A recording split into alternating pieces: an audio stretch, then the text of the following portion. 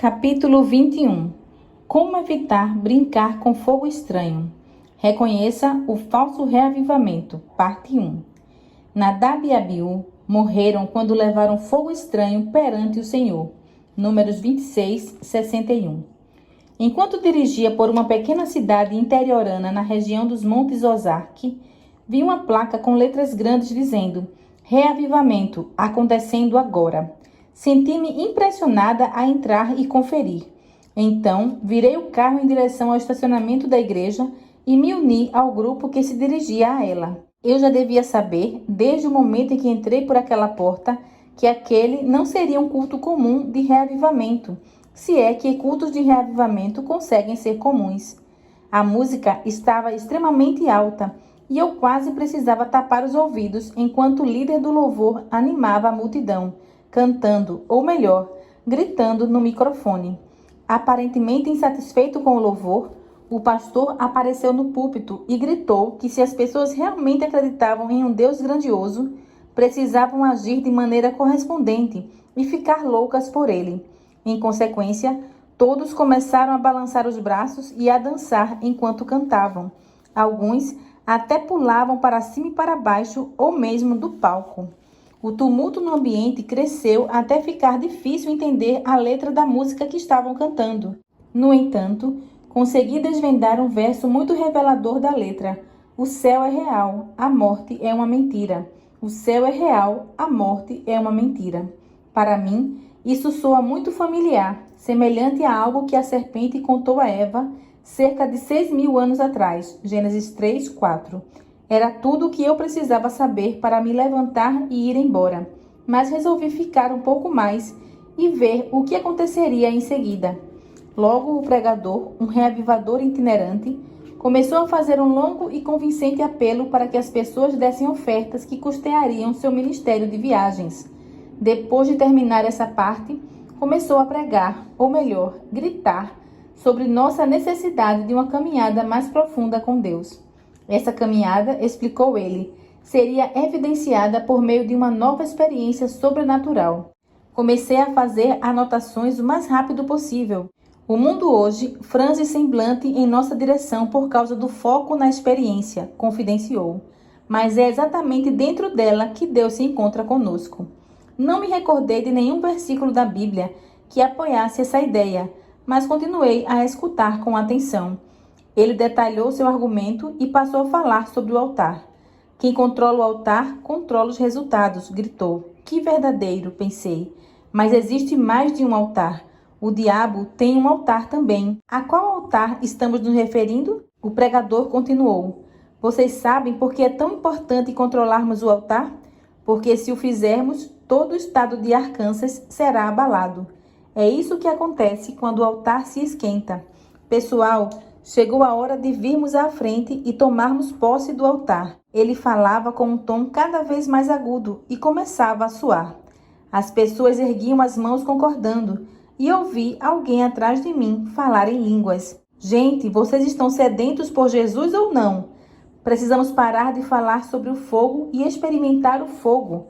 Esqueça aqueles que estão assentados a seu lado. Esqueça os protocolos sociais. Se você quer ter uma experiência sobrenatural, se quer ver milagres, precisa se levantar e controlar o altar. Acho que essa foi sua forma de fazer um convite ao altar, pois as pessoas começaram a pular de seus lugares e a correr até a frente com os braços no ar. Logo ficou difícil ouvir o pregador com todo o barulho da fala em línguas, do choro e dos gritos no local. Apesar do apelo intenso do pregador, alguns de nós na congregação permanecemos impassíveis. Por causa disso, ele começou a suar ainda mais e a sua voz ganhou mais intensidade e volume.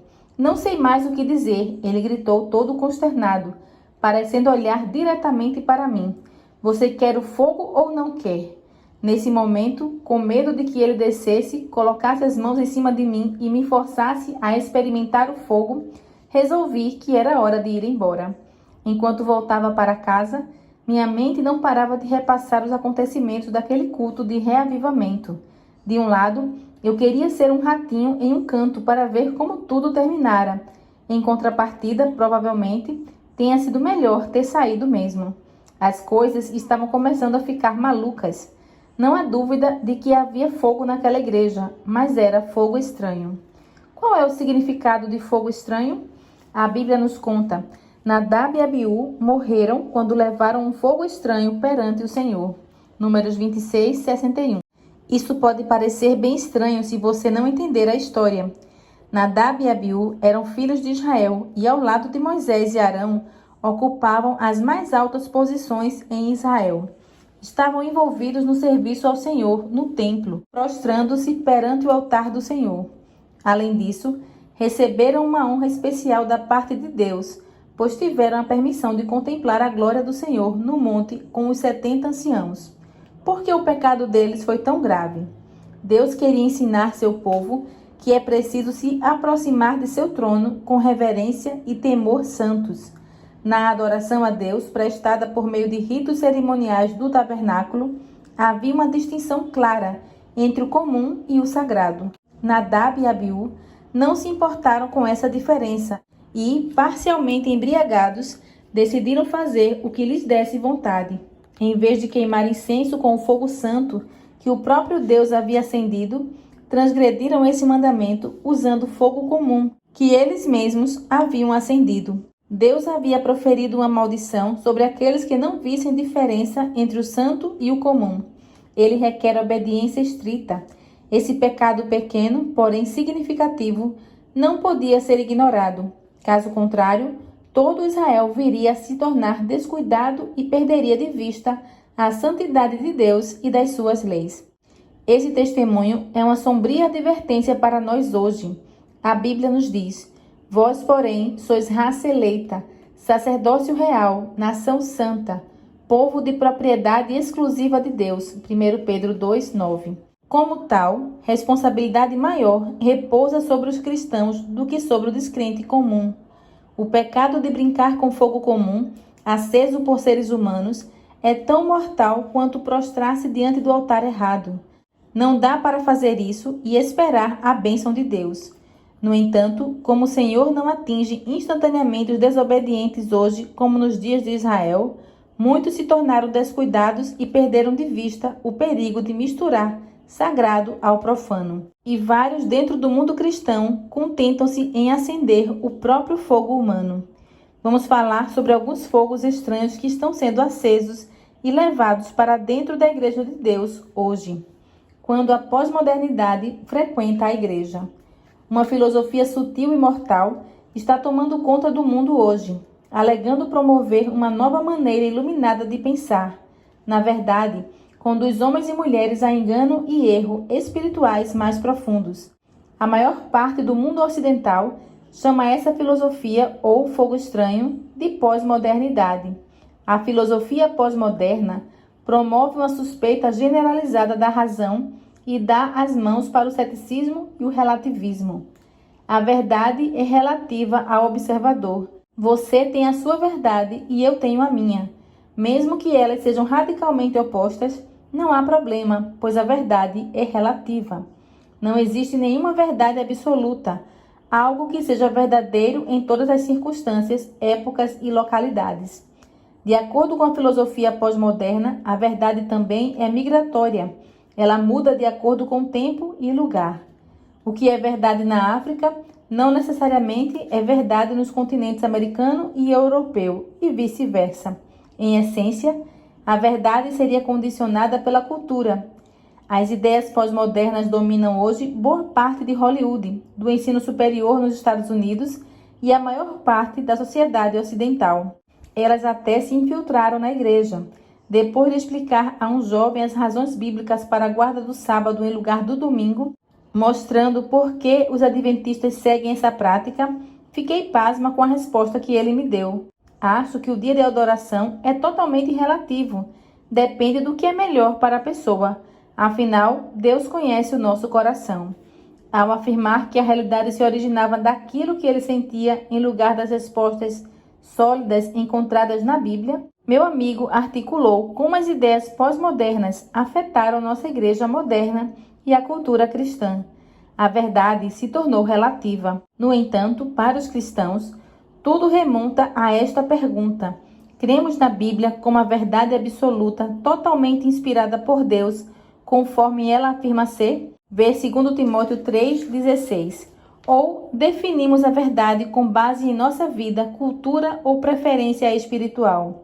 Alguns tratam a Bíblia como mais um livro inspirador, mas não podemos considerá-la assim. Ou ela é uma imensa fraude, pois faz declarações exorbitantes, bem específicas acerca de diversos assuntos, ou, de fato, é divinamente inspirada e deve ser tratada assim, até nos dias de hoje. A mentalidade pós-moderna elimina toda e qualquer verdade absoluta, não deixando nenhum fundamento sólido sobre o qual nos firmar. A verdade é largada para ser definida pelos caprichos de uma cultura mutável, e cada pessoa pode explicá-la de maneira diferente. Isso cria um dilema para os cristãos, pois o verdadeiro cristianismo é construído sobre o alicerce das verdades bíblicas absolutas. Trata-se de uma verdade ou fogo que Deus criou, não o ser humano. Para os adventistas do sétimo dia, esse alicerce tem importância fundamental. Cremos que a verdade é inegociável. Baseamos nossas crenças na palavra de Deus imutável e cheia de autoridade. Sola Scriptura, conforme os reformadores protestantes costumavam dizer.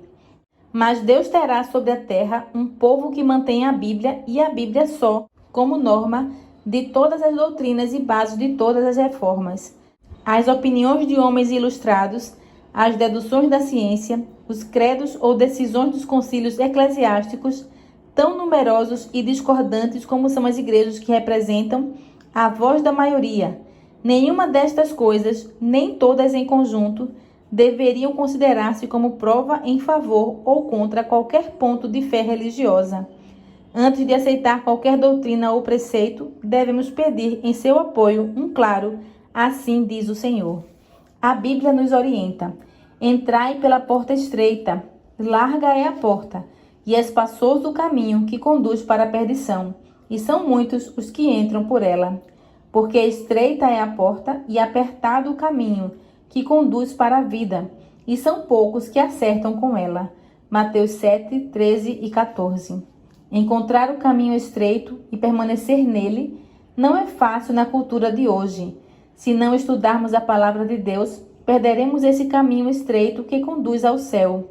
Em contrapartida, não é difícil encontrar o caminho largo. É por isso que, se lermos a Bíblia de maneira correta, deveremos nos preocupar se estivermos no mesmo caminho que o mundo inteiro está seguindo. Se todos os cristãos estão indo na mesma direção, pode ser sábio refletir se esse realmente é o caminho designado por Deus para os cristãos seguirem. O caminho largo aceita qualquer um, a despeito daquilo que a pessoa acredita ou deixa de crer.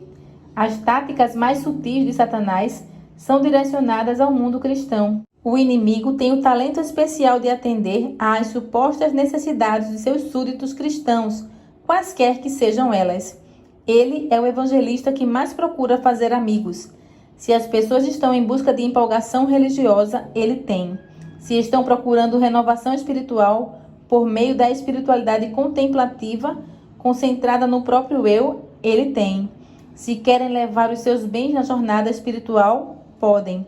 O inimigo é conhecido por dizer a seus seguidores cristãos: você não precisa fazer nada diferente, não tem que abrir mão de nada, nem aderir a verdades ou doutrinas específicas. Não é necessário mudar, você está bem do jeito que é. Tudo se resume a atender às necessidades e aos desejos pessoais e como ele tem obtido sucesso. Ao longo dos próximos capítulos, falarei brevemente sobre as diferentes aparências do falso fogo de reavivamento, sobretudo no que diz respeito à oração, e como é possível distingui-lo do verdadeiro. Se quisermos permanecer no caminho estreito e ter sucesso no ministério, a compreensão desses conceitos será vital. Contudo, antes de prosseguir e falar sobre esses pontos específicos, analisemos uma visão importante que Ellen White teve: o perigo de se prostrar perante o trono errado. No livro Primeiros Escritos, encontramos o registro de uma visão incômoda. Ela retrata Deus em seu trono no céu e Cristo a seu lado, intercedendo pelas pessoas. Perante o trono havia cristãos do mundo inteiro. Alguns estavam buscando com sinceridade uma caminhada mais profunda com Cristo, implorando pelo Espírito Santo. Por causa disso, Jesus derramou maior luz sobre eles. Outros haviam se tornado espiritualmente complacentes, estavam satisfeitos com a própria condição espiritual e, em vez de continuar a crescer, resistiam à luz. A luz que recebiam do trono de Deus, aos poucos começou a se dissipar e, infelizmente, eles nem perceberam que estavam andando na escuridão. O mais incômodo nessa visão é o que acontece em seguida, quando Deus e seu Filho Jesus saíram do lugar santo e foram para o Santíssimo. Somente os cristãos verdadeiros que estavam afligindo a alma em busca de uma caminhada mais profunda com Deus, os viram mudar de lugar e os seguiram. Satanás veio sem ser notado e se pôs de pé ao lado do primeiro trono. Ocultando sua verdadeira identidade, passou a agir como se estivesse dando continuidade à obra divina, mas era uma obra falsa. Ellen White escreveu: "Vi-os, os cristãos enganados, erguer os olhos para o trono e orar: Pai, dá-nos o teu Espírito." Satanás inspirava-lhes uma influência má. Nela havia luz e muito poder, mas não suave amor, alegria e paz. O objetivo de Satanás era mantê-los enganados e atrair de novo e enganar os filhos de Deus. Por muitas gerações, os cristãos viveram a experiência do lugar santo, lendo a palavra, orando e testemunhando da fé. Isso era adequado. Agora, no tempo do fim, Deus nos pede mais. Ele pede que nos movamos para a experiência do lugar santíssimo, a experiência do dia da expiação. Em Levítico, temos um vislumbre do que significa a experiência do dia da expiação. Disse mais o Senhor a Moisés: "Mas, aos 10 deste mês, 7º, será o dia da expiação. Tereis santa convocação, e afligireis a vossa alma. Trareis oferta queimada ao Senhor. Nesse mesmo dia, nenhuma obra fareis, porque é o dia da expiação, para fazer expiação por vós perante o Senhor vosso Deus. Porque toda alma que nesse dia se não afligir, será eliminada do seu povo." Levítico 23, 26 a 29. Era no dia da expiação que o santuário era purificado. Isso acontecia uma vez por ano nos tempos do Antigo Testamento. Nós, adventistas, cremos com base na Bíblia que estamos vivendo no verdadeiro dia da expiação celestial, antes da purificação final da terra, nosso mundo. Isso quer dizer que necessitamos afligir a alma, ou seja, sondar o coração como nunca antes, para ter a certeza de que todos os pecados foram confessados. Também quer dizer que precisamos viver de acordo com a luz que Deus nos concedeu em sua palavra. João 14:15 e 1 João 5, 2 e 3. Não a fim de ser salvos, pois nunca seremos salvos por meio de uma vida justa, mas para nos preparar para a vida no céu. É essa experiência que nos deixa prontos para receber a chuva serôdia. É por isso que devemos nos alarmar tanto com o movimento de reavivamento falso que se alastra pelo cristianismo hoje. Além da filosofia pós-moderna de qualquer coisa serve embalar os cristãos até o sono com uma falsa segurança de salvação, ela leva os cristãos a se contentarem com uma obra superficial. E isso, por sua vez, conduz à adoração no trono errado, o trono de Satanás, no qual os cristãos imaginam estar adorando a Deus. Em consequência, quando Cristo voltar a fim de levar seus filhos para o lar, muitos não estarão preparados para recebê-lo, assim como as virgens nécias. Oro para que nenhum de nós faça parte desse grupo. Um reavivamento da primitiva piedade. No tempo do fim, somos ensinados que haverá um reavivamento da primitiva piedade. Creio que estamos começando a ver esse reavivamento acontecer à medida que tanto jovens quanto adultos no mundo inteiro estão sendo espiritualmente reavivados pelo poder da palavra de Deus e da oração.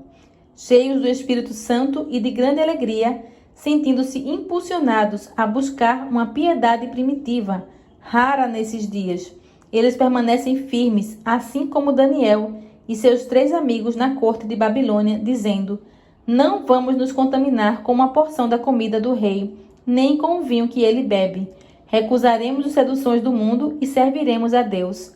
Graças a um compromisso mais profundo com Deus, Muitos estão entregando a própria vida em serviço sacrificial a fim de ver a obra do Senhor avançar. E é isso que está acontecendo. A inspiração nos diz: antes de os juízos finais de Deus caírem sobre a terra, haverá entre o povo do Senhor tal reavivamento da primitiva piedade como não fora testemunhado desde os tempos apostólicos. O Espírito e o poder de Deus serão derramados sobre seus filhos. Naquele tempo, muitos se separarão das igrejas em que o amor deste mundo suplantou o amor a Deus e à sua palavra. Muitos, tanto pastores como leigos, aceitarão alegremente as grandes verdades que Deus providenciou fossem proclamadas no tempo presente, a fim de preparar um povo para a segunda vinda do Senhor. O inimigo das almas deseja estorvar esta obra, e antes que chegue o tempo para tal movimento, esforçar-se-á para impedi-la, introduzindo uma contrafação. Você percebeu isso? Satanás está trabalhando em uma contrafação. Considerando que ele já teve cerca de 6.000 anos para planejar, qual você acha que é a qualidade dessa contrafação? É até assustador de se pensar. Como podemos experimentar o reavivamento da primitiva piedade e evitar a falsificação de Satanás? Falarei sobre isso com maior profundidade nos capítulos que se seguem. Por enquanto, a inspiração nos diz: é somente à medida que se estabeleça a lei de Deus à sua posição exata que poderá haver avivamento da primitiva fé e piedade entre o seu povo professo. Isso diz respeito à restauração da verdade, não a sua ou a minha verdade, mas a verdade de Deus. Essa realidade é significativa porque o Adventismo foi fundado com a premissa de que o Senhor está nos chamando para nos movermos até a experiência do lugar santíssimo, enquanto nos preparamos para o breve retorno de Cristo. Assim, em vez de desconsiderar as verdades de sua palavra e tentar nos encaixar no cristianismo pós-moderno, devemos proclamar com ousadia as verdades bíblicas, em especial compartilhar as 3 mensagens angélicas de Apocalipse 14, que Deus nos deu para estes últimos dias. À medida que nosso conhecimento das verdades bíblicas centrais cresce, podemos nos sentir sobrecarregados por aquilo que o Senhor nos chama a fazer. Por esse motivo, é possível sentir a tentação de adiar a obediência e entrega completas, mas isso é perigoso. Ao falar especificamente para os pastores, Ellen White escreveu: muitos correm o maior perigo de falhar em aperfeiçoar a santidade no temor do Senhor. Correm perigo porque, embora preguem a verdade da palavra de Deus, se não permitirem que ela entre no próprio coração, acabarão do lado de fora. A vida eterna lhes passará de largo. É claro que esse não é um problema restrito aos pastores. Trata-se de um desafio para todos os filhos de Deus. Muitíssimos dos que hoje compõem nossas congregações estão mortos em ofensas e pecados. Vão e vêm como a porta sobre seus gonzos. Durante anos, escutaram complacentemente as verdades mais solenes e comovedoras, mas não as puseram em prática. Portanto, são cada vez mais insensíveis à preciosidade da verdade. Embora professem piedade, negam-lhe o poder. Se continuarem nesse estado, Deus os repudiará. Estão se incapacitando para ser membros de sua família. Querido amigo, as verdades bíblicas não são relativas. Não interessa aquilo que pensamos ou sentimos ser correto. O importante é o que Deus diz ser correto, quer na função de ministro do Evangelho ou de mãe que fica em casa cuidando dos filhos ou qualquer outra coisa no meio desse espectro. Não menosprezemos aquilo que Deus nos deixou em sua palavra. Em vez disso, precisamos nos lembrar de que estamos no dia final da expiação e devemos nos preparar para o encontro com o Senhor. Enquanto continuarmos a buscá-lo com um coração de entrega, dispostos a segui-lo por todo o caminho, ele continuará a se revelar a nós por meio de sua palavra e a nos levar a um relacionamento cada vez mais profundo com ele. No fim, será dito a nosso respeito: aqui está a perseverança dos santos, os que guardam os mandamentos de Deus e a fé em Jesus. Apocalipse 14, 12. Então prossigamos com a mão ligada à dele, enquanto suplicamos por seu fogo santo. É desse fogo que necessitamos desesperadamente hoje, e ele quer que o peçamos. É desejo de Deus que ousemos pedir mais.